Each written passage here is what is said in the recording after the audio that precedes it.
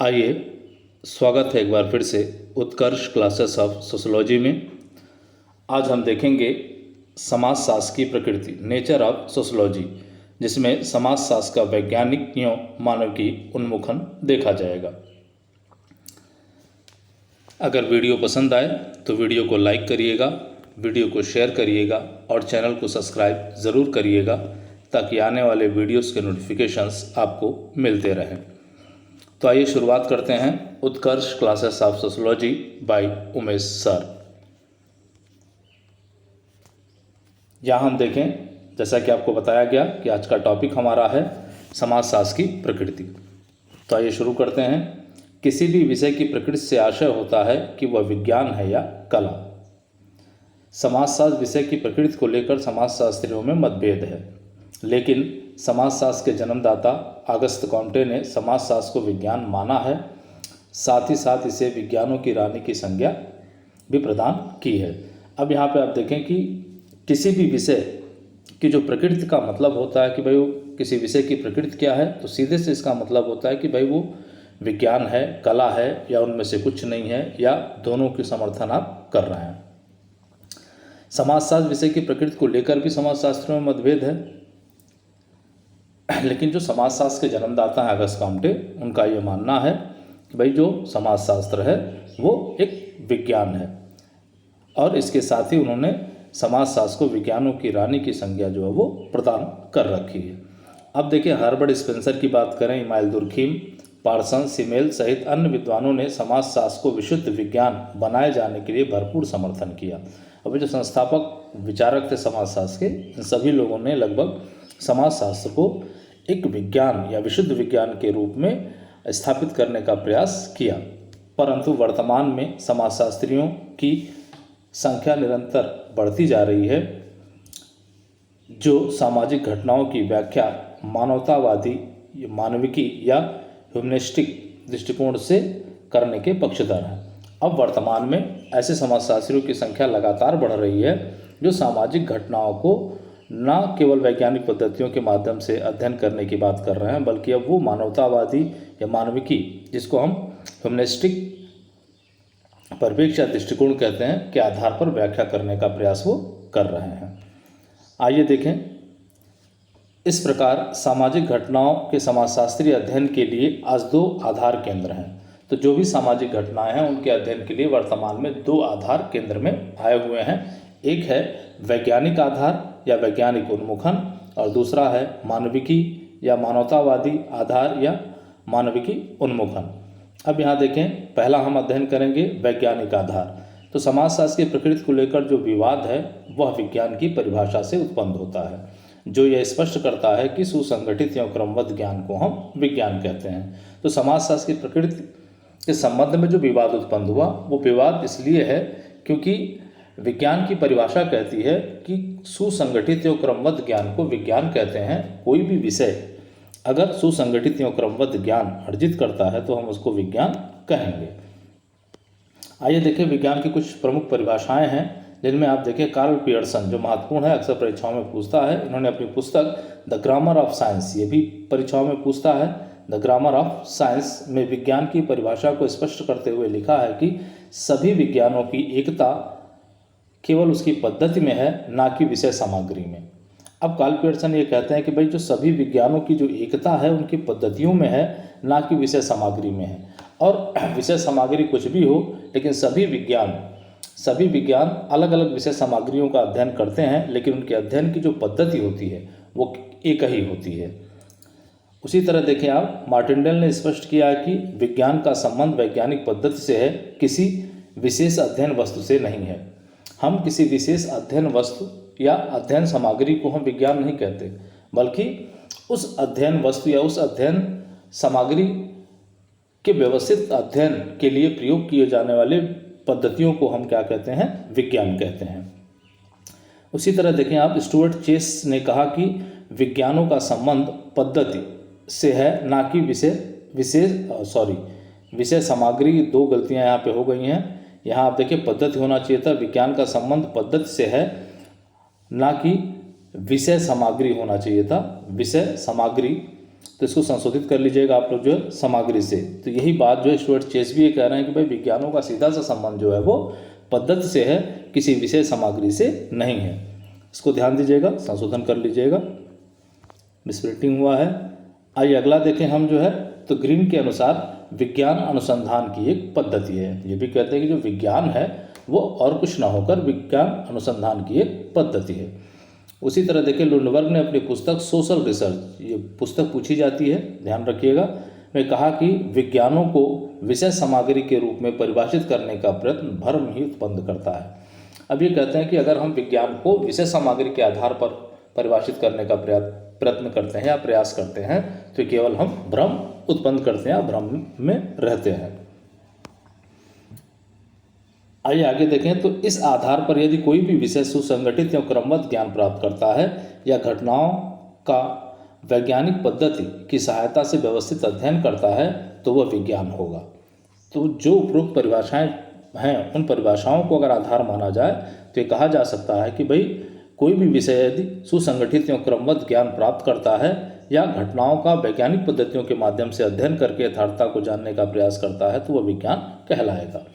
ऐसी स्थिति में समाजशास्त्र की प्रकृति निश्चित ही वैज्ञानिक है।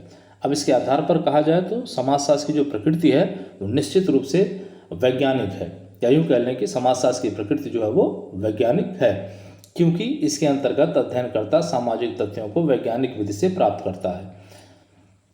जो भी अध्ययन करता है वह अध्ययनकर्ता वैज्ञानिक पद्धतियों के माध्यम से क्या करता है कि सामाजिक तथ्यों को प्राप्त करता है। इसी आधार पर अगस्त कॉम्टे ने आरंभ में समाजशास्त्र को विशुद्ध सामाजिक भौतिकी के नाम से संबोधित किया था। तो यही सब कारण थे जिसके आधार पर अगस्त कॉम्टे ने जो है समाजशास्त्र को विशुद्ध सामाजिक भौतिकी के नाम से संबोधित किया था। ये महत्वपूर्ण है, इसको देखिएगा, 1 नंबर के क्वेश्चन में पूछता है ये समाजशास्त्र को विशुद्ध सामाजिक भौतिकी किसने कहा है, तो वो कहा है अगस्त कॉम्टे ने। अगला देखें, यहाँ वैज्ञानिक विधि का अर्थ व्यवस्थित तरीके से ज्ञान प्राप्त करना है। वैज्ञानिक विधि की जो बात कर रहे हैं हम, वैज्ञानिक पद्धति की जो बात कर रहे हैं, तो उस वैज्ञानिक विधि या वैज्ञानिक पद्धति का सीधा सा अर्थ होता है व्यवस्थित तरीके से ज्ञान प्राप्त करना। यह व्यवस्थित ज्ञान कुछ निश्चित चरणों द्वारा प्राप्त होता है या प्राप्त किया जाता है। वो प्रमुख चरण निम्नलिखित हैं। अब जो ये वैज्ञानिक विधि या जो व्यवस्थित ज्ञान है उसको प्राप्त करने के लिए कुछ निश्चित चरण हैं, और वो चरण कौन कौन से हैं जिनका पालन करके हम जो है ज्ञान प्राप्त कर सकते हैं या व्यवस्थित पालन करके हम ज्ञान प्राप्त कर सकते हैं, तो वो हैं, आइए आगे देखते हैं कौन कौन से चरण हैं। तो सामान्य तौर पे आप देखें, बात करें तो समस्या का चयन, कोई भी अनुसंधानकर्ता जब अनुसंधान करने जाता है तो वो समस्या का चयन करता है, उपकल्पना का निर्माण करता है, अवलोकन करता है, गहन निरीक्षण जिसको कहते हैं, तथ्यों का संग्रह करता है, वर्गीकरण या सारणीयन करता है और सामान्यीकरण करता है। सामान्य सी बात है, ये वैज्ञानिक पद्धतियाँ हैं। इन्हीं वैज्ञानिक पद्धतियों का प्रयोग प्राकृतिक विज्ञान करते हैं। अन्य भी जो विज्ञान है वो भी इन्हीं पद्धतियों का प्रयोग करके ज्ञान अर्जित करने का प्रयास करते हैं। तो बहुत तह में न जाकर सिर्फ सामान्य तौर पे बताने का प्रयास किया जा रहा है कि ये प्रमुख पद्धतियां हैं या वैज्ञानिक चरण हैं जिनका उपयोग अध्ययन के लिए किया जाता है। एक बार फिर से देख लें, समस्या का चयन, उपकल्पना का निर्माण, अवलोकन, तथ्यों का संग्रह, वर्गीकरण एवं सारणीय, सामान्यीकरण। चलिए आगे बढ़ते हैं। तो यहाँ देखें, समाजशास्त्र निश्चित रूप से एक विज्ञान है क्योंकि ये उपरोक्त चरणों से होकर गुजरता है। इसके अतिरिक्त समाजशास्त्र की वैज्ञानिक प्रकृति के संबंध में निम्नलिखित साक्ष्य हैं। अब निश्चित रूप से समाजशास्त्र एक विज्ञान है, कारण क्या है, तो जो भी उपरोक्त वैज्ञानिक चरण दिए गए हैं उन चरणों से होकर गुजरता है, या यूँ कह लें कि समाजशास्त्र अपने अध्ययन में इन चरणों का पालन करता है। इसके अतिरिक्त समाजशास्त्र के वैज्ञानिक प्रकृति के संबंध में और भी साक्ष्य प्रस्तुत हैं। तो देख लें कौन कौन से साक्ष्य हैं जिससे हम सिद्ध करते हैं कि भाई समाजशास्त्र एक विज्ञान है। तो यहाँ देखें, पहला, वैज्ञानिक पद्धति का प्रयोग करता है। तो जिस तरह से प्राकृतिक विज्ञान जिस पद्धति का प्रयोग करके अध्ययन करते हैं, समाजशास्त्र भी उन्हीं वैज्ञानिक पद्धतियों का प्रयोग करके सामाजिक घटनाओं का अध्ययन करता है। बी देखें, समाज का व्यवस्थित अध्ययन करता है। तो वैज्ञानिक पद्धतियों का प्रयोग करके समाज का क्या करता है, व्यवस्थित, चरणवार या व्यवस्थित अध्ययन करता है। घटनाओं का वास्तविक अध्ययन करता है। वैज्ञानिक पद्धतियों का प्रयोग करके घटनाओं या सामाजिक घटनाओं का वास्तविक अध्ययन किया जाता है। किसी दर्शन, किसी धर्म, किसी परंपरा के आधार पर उन घटनाओं की व्याख्या नहीं की जाती। चलिए आगे देखें हम, एक और साक्ष्य आ रहा है बड़ा, वह है सर्वव्यापी नियम। अब ये बताया जाता है कि जो भी नियम उपयोग में लाए जाते हैं वो सर्वव्यापी हैं, हर जगह हैं, हर जगह उन नियमों का पालन जो है वो किया जाता है। अगला देखें आप, तो कार्य कारण संबंधों की विवेचना करता है। कोई भी घटना क्यों घटी है, उसके पीछे क्या कारण है, इसकी विवेचना वैज्ञानिक पद्धतियों के माध्यम से करने का प्रयास किया जाता है। अगला देखिए, पुनर्परीक्षण संभव। जो भी अध्ययन किए गए हैं, अगर आवश्यकता महसूस होती है तो उन अध्ययनों का फिर से पुनर्परीक्षण किया जा सकता है। अगला देखिए जी, भविष्यवाणी करने की क्षमता। इन्हीं वैज्ञानिक पद्धतियों के आधार पर हम इतिहास का अध्ययन करते हैं। इतिहास का अध्ययन करके हम इतिहास और वर्तमान का अध्ययन करके भविष्यवाणी करने की क्षमता भी ये समाजशास्त्र रखता है। तो ये कुछ तथ्य हैं जो समाजशास्त्र को विज्ञान के रूप में स्थापित करने के लिए दिए जा सकते हैं। एक बार फिर से देख लेते हैं हम उनको। तो है वैज्ञानिक पद्धतियों का प्रयोग, समाज का व्यवस्थित अध्ययन, घटनाओं का वास्तविक अध्ययन। उसके बाद हम देखें तो सर्वव्यापी नियम है, कार्य कारण संबंधों की विवेचना है, पुनर्परीक्षण संभव है, भविष्यवाणी करने की क्षमता है। अब देखें समाजशास्त्र के विज्ञान होने के विरुद्ध आपत्तियाँ। अब समाजशास्त्र की प्रकृति वैज्ञानिक है, इसके विरुद्ध आपत्तियाँ हुई हैं। तो देखें, समाजशास्त्र की प्रकृति वैज्ञानिक है, इस पर अनेक आपत्तियाँ हुई हैं। इस संबंध में प्रमुख आपत्तियाँ निम्नलिखित हैं। अब आपत्तियों को देख लेते हैं कि भाई कुछ लोग मानते हैं कि समाजशास्त्र विज्ञान नहीं है, तो वो आपत्तियाँ दर्ज कराते हैं। तो पहला देखें, वस्तुनिष्ठता तथा तटस्थता का अभाव। अब ये बड़ा आरोप लगता है कि भाई जो भी अध्ययन किया जाता है उसमें वस्तुनिष्ठता और तटस्थता का अभाव है। कारण क्या है कि मानव समाज का अध्ययन करना है, सामाजिक संबंधों का अध्ययन करना है, सामाजिक घटनाओं का अध्ययन करना है, और जो व्यक्ति होता है वो भी सामाजिक प्राणी है, और सामाजिक प्राणी होने के नाते तमाम भावनाओं, परंपराओं, प्रथाओं आदि का प्रभाव उसके ऊपर होता है। विचारशील प्राणी है तो सब सारी चीज़ों का प्रभाव उसके ऊपर होता है, जिसकी वजह से इस पे आरोप लगते हैं कि उसका अध्ययन जो वस्तुनिष्ठ नहीं होता, और ना ही वो बहुत तटस्थ होकर जो अध्ययन कर पाता है। तो ये भी एक कारण है। चलिए अगला देखें, नियमों की सार्वभौमिकता का अभाव। ये कहते हैं कि नियमों की सार्वभौमिकता का अभाव है। अलग अलग क्षेत्रों में अलग अलग नियमों के आधार पर जो है सामाजिक घटनाओं का अध्ययन किया जाता है। उसके बाद देखें, मापन की समस्या। अब यहाँ देखिए, प्रमुख रूप से सामाजिक संबंधों का अध्ययन करता है, और संबंधों के मापन की समस्या। ऐसे यंत्र विकसित नहीं हुए जिससे कि सामाजिक संबंधों या सामाजिक घटनाओं की गहनता और विशेषताओं को नापा जा सके या मापा जा सके। अगला देखिए, प्रयोगशाला का अभाव। यहाँ देखिए, समाजशास्त्र चूँकि मानव संबंधों का अध्ययन करता है, सामाजिक संबंधों का अध्ययन करता है, और ये जो मानव संबंध हैं उन्हें किसी प्रयोगशाला में रखकर उनका अध्ययन नहीं किया जा सकता, किसी प्रश्नली में डालकर उनका अध्ययन नहीं किया जा सकता। समाजशास्त्री के लिए पूरा समाज ही एक प्रयोगशाला है, जिसमें रहकर स्वयं भी वो उसी में रहता है और उसी के आधार पर उसका अध्ययन भी करता है। तो प्रयोगशाला का अभाव है, जिससे उसका अध्ययन लगातार जो है बाह्य परिवेश से प्रभावित होता रहता है। अगला देखें, भविष्यवाणी का अभाव। तो जो भी भविष्यवाणियाँ इसके द्वारा की जाती हैं, वो भविष्यवाणियाँ उन भविष्यवाणियों के सही होने में समस्या है, तर्कपूर्ण होने में समस्या हो जाता है।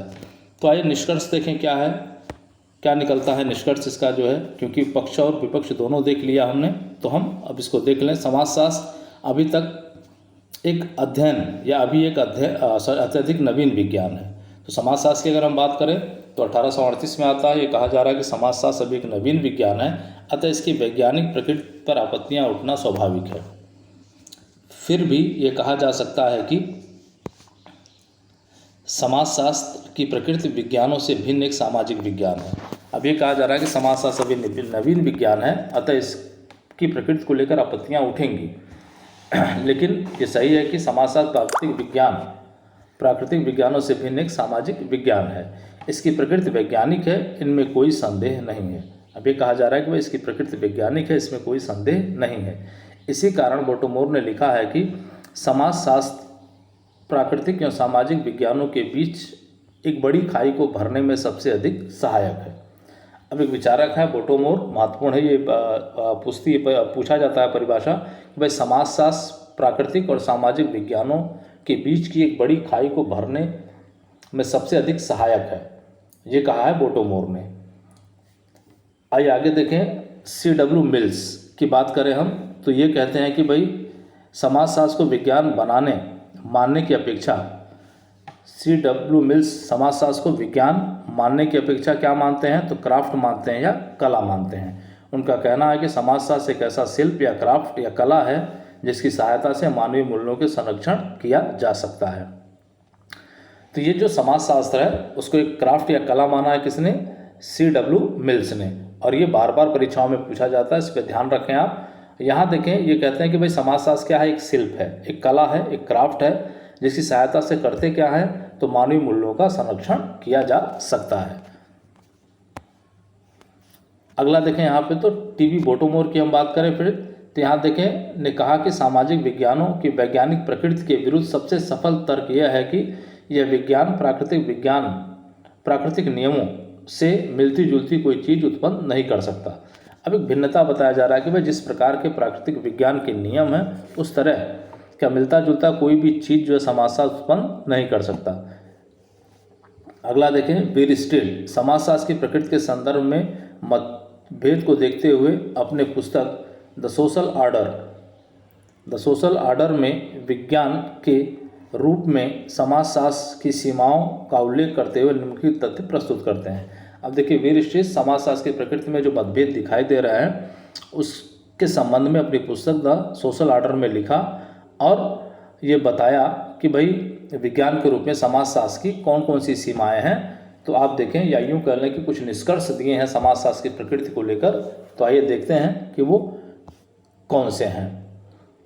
तो यहाँ आप देखें, तो इन्होंने कहा, ये महत्वपूर्ण है, ये परीक्षाओं में पूछता है, ध्यान रखिएगा आप इसका। समाजशास्त्र एक सामाजिक विज्ञान है, ना कि प्राकृतिक विज्ञान।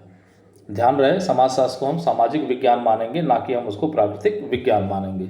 अगला देखें, समाजशास्त्र अमूर्त विज्ञान है, ना कि मूर्त विज्ञान। समाजशास्त्र क्या है, अमूर्त विज्ञान है। किसका अध्ययन करता है, सामाजिक संबंधों का, और सामाजिक संबंध क्या होते हैं, अमूर्त होते हैं। अगला देखें, समाजशास्त्र एक सामान्य विज्ञान है, ना कि एक विशिष्ट विज्ञान। समाजशास्त्र एक सामान्य विज्ञान है, ना कि कोई विशेष विज्ञान है जो किसी विशेष घटना का अध्ययन करने वाला विज्ञान नहीं है, किसी विशेष पक्ष का अध्ययन करने वाला विज्ञान नहीं है, बल्कि एक सामान्य विज्ञान है। अगला देखिए, समाजशास्त्र एक वास्तविक विज्ञान है, ना कि आदर्शात्मक। तो समाजशास्त्र वास्तविक विज्ञान है, कोई आदर्शात्मक विज्ञान नहीं है। अगला देखिए, समाजशास्त्र एक विशुद्ध विज्ञान है, ना कि व्यवहारिक। समाजशास्त्र क्या है कि एक विशुद्ध विज्ञान है, ना कि व्यवहारिक विज्ञान है। अब आए आप आगे देखें, तो हम चलते हैं दूसरे पार्ट पर इसके। ये वैज्ञानिक उन्मुखन हम देख रहे थे, अब देखें हम मानविकी या मानवतावादी आधार या उन्मुखन।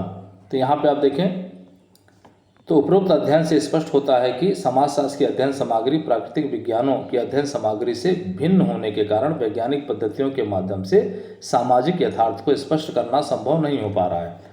अब यहाँ देखें, जो भी अध्ययन हमने किया उस अध्ययन में हमने देखा कि समाजशास्त्र के विज्ञान होने के पक्ष में तर्क दिए गए और विज्ञान के विरुद्ध जो है वो तर्क दिए गए।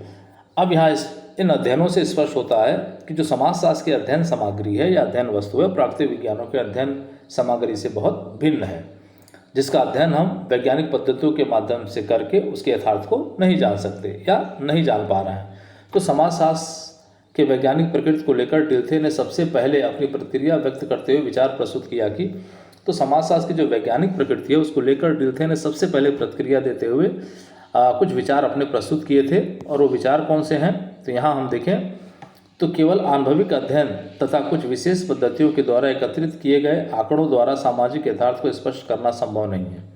ये कहते हैं कि केवल आनुभविक अध्ययन या कुछ विशेष पद्धतियों का इस्तेमाल करके उनके द्वारा एकत्रित किए गए साक्ष्यों या आंकड़ों के द्वारा हम सामाजिक यथार्थ को जान नहीं सकते।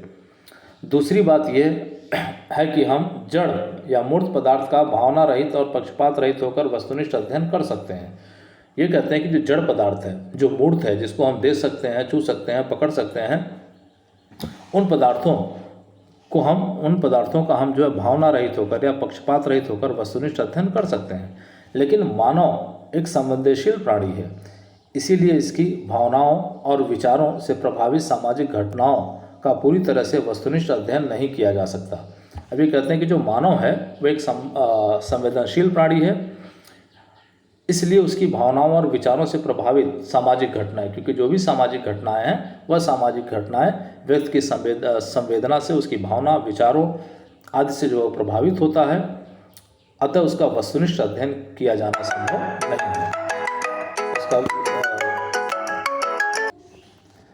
इसके बाद से अनेक विद्वानों ने, जैसे गारफिंकल हो गए, अल्फ्रेड सूटज हो गए, एडमंड हम्सरल हो गए, एर्विन काउफमैन हो गए, गोल्डनर हो गए, जोबर्ग हो गए, तमाम ऐसे विचारक हैं जिन्होंने मानवतावादी दृष्टिकोण के आधार पर अपने विचार प्रस्तुत किए। मानवीय परिप्रेक्ष्य के प्रमुख उपागमों की अगर हम बात करें तो प्रघटना शास्त्र आता है, लोकविद विज्ञान आता है, प्रतीकात्मक अंतःक्रियावाद आता है, आमूल परिवर्तनवादी आदि या रेडिकल जिसको कहते हैं आदि उपागम जो है केंद्र में आते हैं। तो यहाँ पे आप देखें कि जब ये बातें डिल्थे ने कही, इसके बाद से अनेक विद्वान, जैसा कि नाम लिया गया आपको, Garfinkel, Alfred Schutz, Edmund Husserl, Erving Goffman, Gouldner, जोबर्ग आदि ने मानवतावादी दृष्टिकोण के आधार पर अपने विचार प्रस्तुत करने शुरू किए। और अगर हम मानवतावादी परिप्रेक्ष्य की अगर हम बात करें, जिसमें प्रमुख उपागम कौन कौन से आए हुए हैं, तो वो हैं प्रघटना शास्त्र है, लोकविद विज्ञान है, प्रतीकात्मक अंतःक्रियावाद है, आमूल परिवर्तनवादी सिद्धांत है। आइए आगे चलते हैं हम। आज अनेक आधुनिक समाजशास्त्री यह मानने लगे हैं कि समाजशास्त्रीय अध्ययन तब तक यथार्थ नहीं हो सकता जब तक कि उसमें मानविकी पक्ष पर ध्यान न दिया जाए। अब तमाम विचारक ऐसे हैं, अब ये मानने लगे हैं कि भाई जब तक हम मानविकी पक्ष पर ध्यान नहीं देते तब तक हम सामाजिक यथार्थ को नहीं समझ सकते, क्योंकि सामाजिक व्यवस्था तथा सामाजिक नियंत्रण सामाजिक संगठन का केंद्रीय तत्व है। अब यहाँ देखिए, सामाजिक व्यवस्था तथा सामाजिक नियंत्रण जो है वो सामाजिक संगठन का केंद्रीय तत्व है, केंद्र में है ये। जिसे प्रभावी बनाने के लिए सामाजिक मानदंडों जैसे परंपरागत व्यवहारों, धार्मिक विश्वासों, नैतिक मूल्यों के महत्व को समझना आवश्यक है।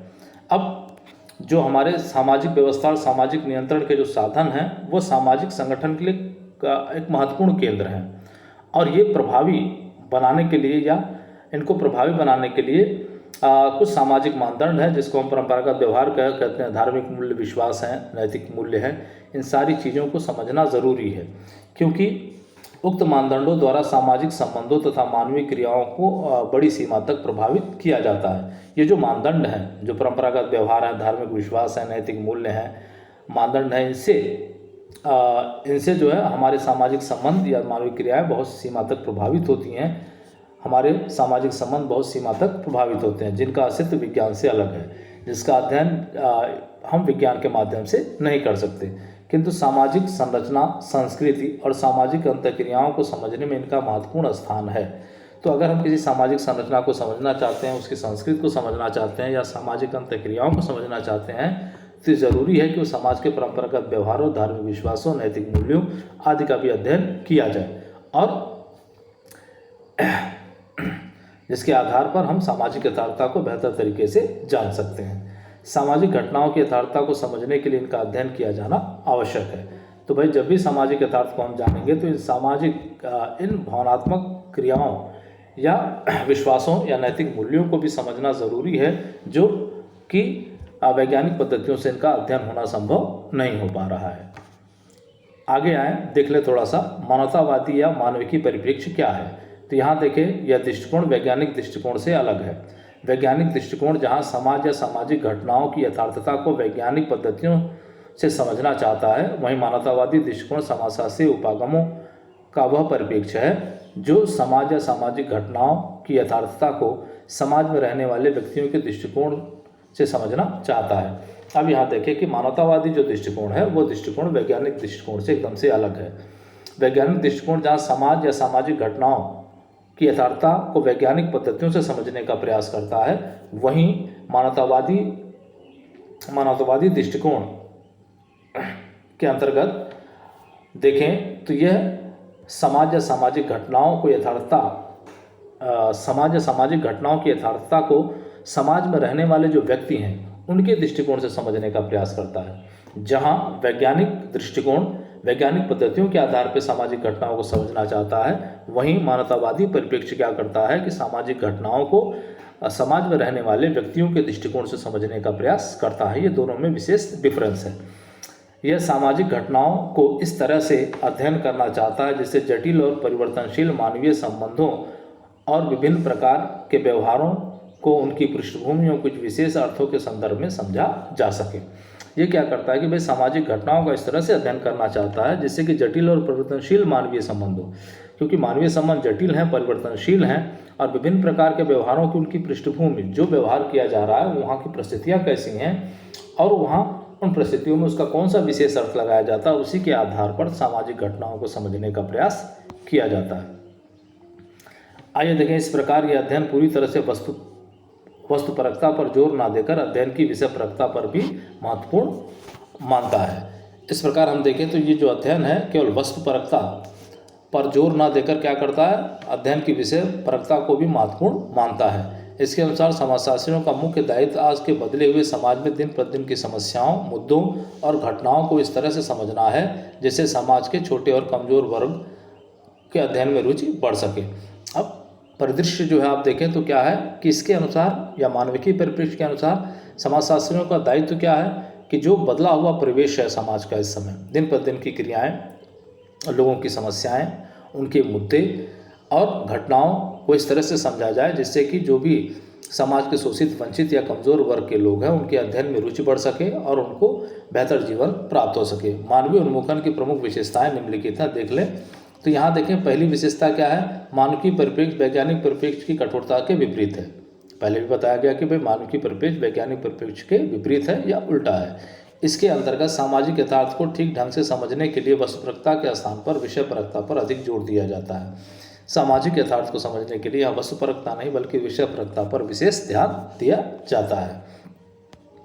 आइए आगे देखें, मानविकी परिप्रेक्ष्य में समाज के उपेक्षित, शोषित और कमजोर वर्गों के अध्ययन पर बल देकर समाजशास्त्री ज्ञान के व्यवहारिक एवं उचित उपयोग के महत्व को स्पष्ट किया गया है। अब यहाँ मानविकी परिप्रेक्ष्य में क्या करते हैं, जो भी उपेक्षित, शोषित और कमजोर वर्ग का है लोग हैं उनके अध्ययन पर विशेष बल दिया जाता है, देकर समाजशास्त्री ज्ञान को व्यवहारिक बनाने और उसके उचित उपयोग को स्पष्ट किया जाता है।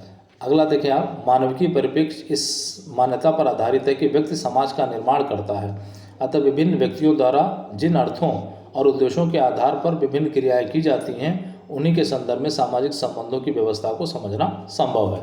अब ये कहा जा रहा है कि भाई जो व्यक्ति है वही समाज का निर्माण करता है, अतः विभिन्न व्यक्ति जिन अर्थों या उद्देश्यों के आधार पर विभिन्न क्रियाएं करते हैं, क्योंकि व्यक्ति क्या करता है, क्रियाएं क्यों करता है, उसका किसी कोई ना कोई उद्देश्य होता है और उसी उद्देश्य के आधार पर वो क्रिया करता है, तो उसी के आधार पर उसके सामाजिक संबंधों का निर्माण होता है। तो उसका अध्ययन मानविकी परिप्रेक्ष्य के अंतर्गत किया जाना चाहिए, इसका समर्थन ये करता है। मानविकी परिप्रेक्ष्य स्वीकार करता है कि सामाजिक यथार्थ स्थिर नहीं है। अब मानविकी परिप्रेक्ष्य कहता है कि जो सामाजिक यथार्थ है, जो सामाजिक सत्य है, वो स्थिर नहीं है, उसमें लगातार परिवर्तन होता रहता है, अतः उसे निर्मित या पुनर्निर्मित भी किया जा सकता है। सामाजिक यथार्थ को बनाया और उसको बिगाड़ा भी जा सकता है। इस कार्य को वैज्ञानिक परिप्रेक्ष्य के बजाय मानविकी परिप्रेक्ष्य अपनाकर ही किया जा सकता है। इसका मतलब सामाजिक यथार्थ को बदलने, उसको पुनर्निर्मित करने के लिए वैज्ञानिक पद्धतियों का प्रयोग न करके मानवीय परिप्रेक्ष्य का ही प्रयोग किया जा सकता है।